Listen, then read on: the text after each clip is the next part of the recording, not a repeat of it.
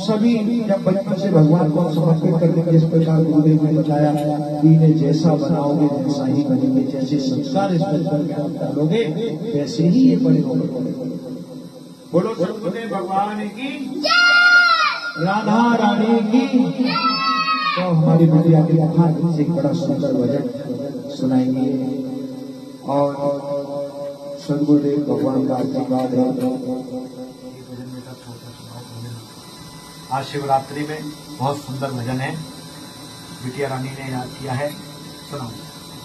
पार्वती बोली शंकर